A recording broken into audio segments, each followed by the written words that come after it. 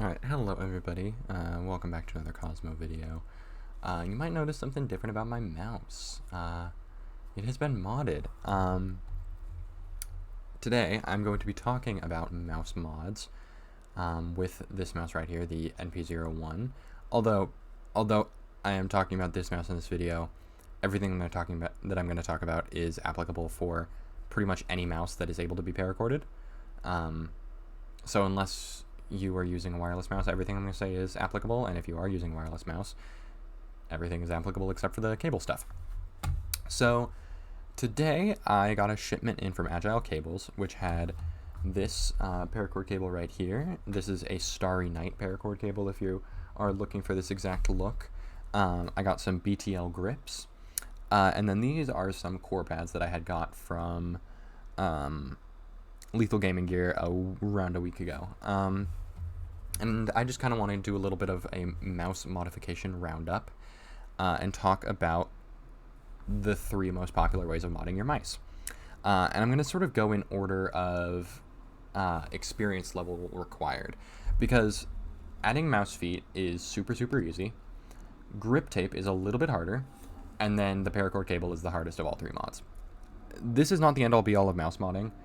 There are much more complicated mods you can do. You can take the entire mouse apart and shave off things to reduce weight. You can shave parts of the shell and add a different scroll wheel. You can completely remove the bottom plate, put a new bottom plate in with an entirely new PCB and make it wireless. Like, this is not the end-all be-all of modding by any means, but this is sort of like the it's like the bachelor's degree of modding, right? Like you can get nicer degrees. You can get degrees that require more time, but this is what most people are going to do. This is what's considered a heavily modded mouse for the not heavily modded, but like this is what's considered a modded mouse, and this is what I feel like a lot of people are going to be interested in. So like I said, I'm going to go in order of experience level required. So first off, the mouse skates. These are just very classic core pads. They come in a little bag like this. I originally had gotten Tiger Ice skates for this mouse, and I had also gotten some Tiger Ice skates for a Zowie EC2B, but it appears that Zowie skates will sort of just fall off if they're not constantly under pressure. Do I have the Zowie mouse right here? Okay, I do not have the Zowie mouse right here. It's a Zowie EC2B, but I wasn't using it because I've been using this mouse exclusively for the last few weeks, and the skates started to fall off on their own because they hadn't been under constant pressure since they hadn't been pushed onto by a mouse and wedged between the mouse and the mouse pad. And I don't want that to happen. I do not like the idea of mouse skates that are just gonna fall off if not constantly under pressure. So because of that, I decided to go with the core pads. Core pads are the skates that I have on my Razer Viper, a mouse that I do not use much. I put these skates on probably a month ago now. I don't think I've used this mouse for more than 2 hours in the last month, and they are still stuck perfectly fine. So I decided to put the core pads on here just because I don't want to run into that issue. Personally, I prefer the feel of Hyperglides the most, followed by Tiger Ice, followed by core pads, and that's just because these are a little bit slower of a skate. They're still super smooth. Don't get me wrong. Like when they're moving, they're super smooth, but they don't have the same extreme glide that Hyperglides or Tiger Ice skates have. That being said, there aren't any Hyperglides for this mouse, so I obviously can't use Hyperglides, and I'm just not going to use Tiger Ice skates anymore because they fall off. So the core pads is an upgrade worth making completely. I mean, it's like $10 for a much better mouse experience. This is much smoother. It has much more glide. They feel more durable. They're thicker. So for the price, is it worth it? 100%. For the effort, is it worth it? 100%. All you have to do is take off the old mouse skates, put new ones on. It takes about 5 minutes. They're super readily available. So in terms of modding and in terms of doing the mouse skates, I highly recommend that everyone do it. Maybe don't do it to every mouse because that price does eventually add up. But if you have your main mouse, like if you're a G Pro X Superlight user and you have your Superlight and you've been using it and you like it, I recommend getting skates. I don't recommend core padding every mouse you have like some people do, but definitely core pad the mice that you use. I recommend hyperglides more than core pads, like I said, but hyperglides only exist for like 5 mice. So if you're using a mouse that has hyperglides, get them, otherwise core pads. Next up, these BTL grips. So as you can see, I'm not using every grip. The grips actually come with one for each mouse button, one for the side, and then one for this other side, as well as one for the base. I chose to only use the ones for the 2 clicks as well as this side, and that's because so the way that I place my hand on the right side of the mouse, as you can see, I sort of just drape my fingers across. And therefore, it's a little bit uncomfortable if I'm putting my fingers onto anything. I remember when I first got the G Pro X Superlight, it came with the grips, and I put the grips on, and I found that I really didn't like the grip that went on this side, because some of my fingers were on the grip, some weren't. It just was raised. I don't actually, like, I'm not actually getting any grip off that side. I'm sort of just applying pressure. And because of that, I don't actually need the grip, and it just creates opportunities for uncomfort in that area. So because of that, I did not put any grip on that side. For a similar reason, I didn't put any grip on the base, and that's just because my entire palm kind of covers the base of this mouse. As you can see with my grip, that entire area from here to here is resting on the mouse. And because of that, if there's a piece of grip tape that's only covering half my palm, that's going to be a little bit uncomfortable.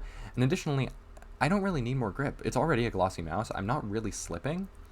So I don't really need that grip. The places where I want grip are the triggers, the 2 clicks. Not actually because I need more grip, but because the grip means that my fingers stay in the same place and I can get a more consistent grip on the mouse every time I pick it up.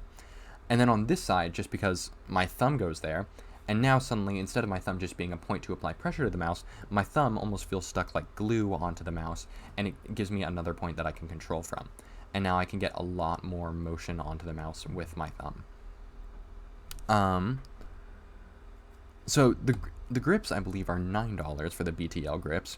Many companies sell grip tape. You can either just get lizard skins, cut them to fit.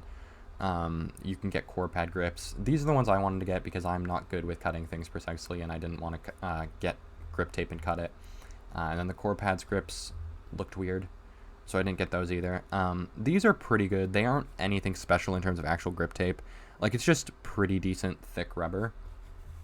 And it definitely gives you more grip. But if you're like an extremely sweaty-handed person and you're looking for like serious grip on a mouse, I don't quite know if I can tell you these will work for you. Additionally, they stick on pretty easily. They are cut very precisely. Like, these fit just perfectly onto the mouse. And I like them quite a bit. For $9, I recommend them. Again, it's a super easy process. Like, it takes you 5 minutes as well. It's just that these you need to be much more precise than mouse skates with. But I definitely recommend them if it's something you're interested in. They're not something for everybody. There's a reason that you don't see everybody using grip tape. But if you're interested, I think it's definitely something worth trying. And they're also, like, it doesn't leave, it's 3M tape, so it doesn't leave residue when you take them off. So you can totally try them out, and then if in 2 weeks I decide I really don't like the grip tape, I can take it off and I haven't ruined anything. Finally, I want to talk about the cable. Originally, I was going to actually do a paracord mouse tutorial, but not only does this mouse use triangle screws, and I had to get a triangle screwdriver in the middle of my review, meaning that it would have been, like, really weird to edit. But also, there's just, like, I don't know. I know that people watch my videos no matter what the camera quality is, but there are people like Brandon Taylor and Bad Seed Tech and many other people that have made paracord tutorials with their fucking 4K cameras and professional lighting setups that make it really clear where everything goes.